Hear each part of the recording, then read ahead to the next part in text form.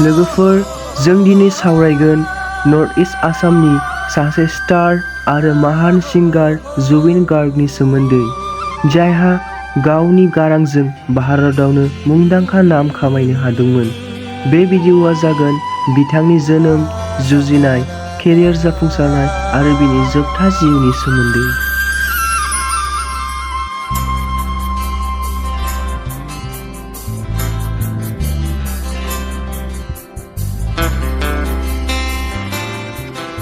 Zubeen गार्गनि जोनोमा 18 November 1972 मायथाइयाव आसामनि जरहाटआव जादोंमोन। बिथांनि बिमा-बिफाया आरिमु आरो थुनलाइजों गोथौ सोमोन्दो दंमोन। बिथांनि बिफा महिनी बर ठाकुर, जायखौ कपिल ठाकुरनि खोलोम मुंजों मिथिनाय जायो, सासे खन्थाइगिरि आरो मेथाइ लिरगिरिमोन। जुबिन गार्गनि बिफाया, जेराव बिथां जुबिन गार्गनि बिमा रुंसारि इली बर ठाकुरा सासे रोजाबगिरिमोन। जुबिना देंखोनि फारसे गावनि गोसो दुंनायखौ बिसोरनिफ्रायनो मोनदोंमोन। उन्दै बैसोनिफ्रायनो जुबिना देंखोनि फारसे गोसो बोनो हादोंमोन। बिथाङा ताबला, गिटार आरो कीबर्डनि सोलोंथाइ लादोंमोन आरो क्लासिकेल मेथाइखौबो सोलोंबोदोंमोन। गावनि सेंग्रा बैसोसिम बिथाङा सिगांनिफ्रायनो फिसा-फिसा देंखो हाबाफारियाव दिन्थिफुंगासिनो दंमोन आरो रेकर्डिं सेसनफोराव बाहागो लाबोगासिनो दंमोन। बिथां जुबिना 1990 मायथाइयाव प्रफेशनेल मिउजिक केरियारखौ जागायजेनदोंमोन। बिथांनि अनामिका मुंनि असमिया एलबामआ जोबोद जाफुंसार जानो हादोंमोन आरो बे एलबामानो बिथांखौ गासै आसामावनो मोनसे बयजोंबो मिथिजानाय मुं खालामदोंमोन। बिथाङा गोबां असमिया एलबाम दिहुनबाय थादोंमोन, जेराव रमान्टिक मेथाइ, सुबुं मेथाइ आरो सिबिनाय देंखोबो दंमोन। बिथाङा असमिया देंखोनि बयनिख्रुइ मख'जाथाव गारांफोरनि गेजेराव सासे महरै नुजादोंमोन। Bollywood journey. बिथां जुबिना सिगांनिफ्रायनो आसामाव सासे सुपारस्टारमोन, नाथाय हादोरारि थाखोआव जुबिननि गिदिर जाफुंसारनाया 2006 मायथाइयाव गेंस्टार सावथुननि या आली मेथाइजों जादोंमोन। बे मेथाइया गासै भारतावनो जोबोर मुंदांखा जादोंमोन आरो बलिउडआव सासे मुंदांखा रोजाबगिरि महरै जुबिना सिनायथि मोनदोंमोन। बिनि उनाव बिथाङा हिन्दी आरो ओनसोलारि सावथुनफोराव गोबां मेथाइफोराव गावनि गारांखौ होयो। असमिया, हिन्दी, बर', बेंगाली, तामिल, तेलुगु, नेपाली आरो गुबुन गुबुन रावफोराव रोजाबनायनि रोंग'थि बिथां जुबिन गार्गहा दङमोन। जुबिना सासे रोजाबगिरिल' नङामोन, बिनि अनगायैबो बिथाङा सासे फावखुंगुर, देंखो दिथागिरि आरो स्क्रिप्ट लिरगिरिमोन। बिथाङा मिशन चाइना बायदि असमिया सावथुनफोराव खामानि मावबोदोंमोन। थांनाय 10 बोसोरफोराव जुबिना गावनि रोजाबनायनि आरो मेथाइ रनसायनायनि थाखाय गोबां बान्था मोननो हादोंमोन। जुबिन गार्गआ गावनि सोलोंथाइखौ आसामावनो फोजोबदोंमोन। बिनि उनाव बिथाङा आसामनि बयनिख्रुइबो गोजामसिन फरायसालिमाफोरनि गेजेराव मोनसे, जरहाटनि जगन्नाथ बरुवा फरायसालियाव फरायदोंमोन, जेराव बिथाङा राजखान्थि बिगियानाव डिग्री मोननो हादोंमोन।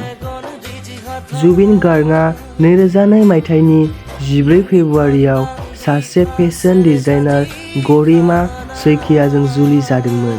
बिथांमोननि जुलिया आसामावनो जादोंमोन आरो बै समनिफ्रायनो बिथांमोनखौ ओनसोलनि बयनिख्रुइबो बांसिन मोजां मोनजानाय कापल्सफोरनि गेजेराव सासे होनना गनाय जायो। बिथां जुबिनहा सासे फिसाला दङ, जायनि मुङा गौतम गार्ग। बिथां जुबिन गार्गआ गावनि केरियाराव 38,000 निबो बारा मेथाइ खननायनि रेकर्ड दङ। जुबिन गार्गनि सुपारहिट संफोरा जाबाय या आली, माया, अनामिका, दिल तू ही बता, तुमी मुर, प्यार होता है क्या बार बार आरो बायदि बायदि। लोगोसे सुपारहिट मुभिनि माखासे मुंफोरा जाबाय मिशन चाइना, मन जाय, तुमी मोर मधु मोर, रडर सिटी, आमी असमिया बायदि बायदि गोबां दंबावो। बिथाङा जोंनि बर' इन्डास्ट्रियावबो गोबां मेथाइ खननानै जोंनि बर'फोरखौ थुलुंगा होलांदों।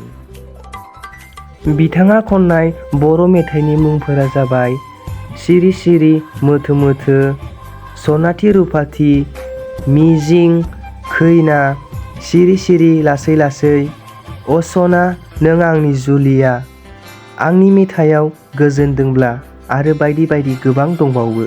जुबिन गार्गहा सासे फंबाय दंमोन जायनि मुङा जथुमनि बरठाकुरमोन आरो बिथाङा सासे रोजाबगिरिबो जानो हास्थायदोंमोन। नाथाय दुखुनि बाथ्रा दि बिथाङा मोनसे जाब्रबथायाव गावनि जिउखौ खोमाना लानांदोंमोन। आरो जुबिनहा सासे बिब'बो दंमोन जायनि मुङा जोंखि बरठाकुरमोन। बिथांजोआ सासे असमिया मुंदांखा रोजाबगिरिमोन। नाथाय दुखुनि बाथ्रा दि मोनसे लामानि जाब्रबथायाव बिथांजोआ जिउ गोमानांदोंमोन। जुबिननि बिमा बिफाहा गासै 3 गथ' दंमोन जुबिनजों लोगोसे। लोगोफोर, नोंथांमोनाथ' मिथिखाबायानो बिथां जुबिननि जिउआ माबोरै जोबलांदों। थेवबो आं नोंथांमोननो फोरमायनानै होनि। 18 सेप्तेम्बर 2025 नि मोनायाव जुबिन गार्गआ सिंगापुराव मोनसे लाइभ कनसार्ट हैनो थांदोंमोन। 19 सेप्तेम्बर 2025 फुंबिलियाव सिंगापुरनि खाथि लैथोआव जुबिन गार्गआ दुगैनो थांदोंमोन। सानस्रिनाय समाव बियो दैयाव हां लानायाव गोब्राब मोनदोंमोन आरो गब'दोंमोन। खाथियाव थानाय लाइफगार्डफोरा बिथांखौ बोखांदोंमोन आरो जाथायथिलियाव सिपिआर होदोंमोन। बिथांखौ सिंगापुरनि खाथिनि देहा फाहामसालियाव लांनाय जादोंमोन, जेराव देहा फाहामगिरिफोरा बिथांनि जिउखौ रैखा खालामनो नाजादोंमोन। 19 सेप्तेम्बर 2025 सानजौफुआव मेडिकेल स्टाफआ बिथांखौ थैबाय होननानै फोसावनाय जायो। बिथांनि जिउ गोमानांनाय रादाबखौ खोनानानै गोबां सुबुंफोरा सोमोनांदोंमोन। बिथां जुबिन गार्गनि जिउआ 52 बोसोर बैसोआव थुंगेलाङो। लोगोफोर, नोंथांमोनाबो सोर सोर जुबिननि फेनमोन आरो जुबिनखौ मोजां मोनोमोन कमेन्टआव खोन्थाहरबानो जाबाय। अब्ला लोगोफोर, दिनैनि भिडिअखौ बेखिनियावनो फोजोबनाय जाबाय। नोंथांमोना भिडिअखौ मोजां मोनदोंबा लाइक खालामना होदो आरो भिडिअखौ शेयार खालामना होदो। गोजोननाय थाबाय।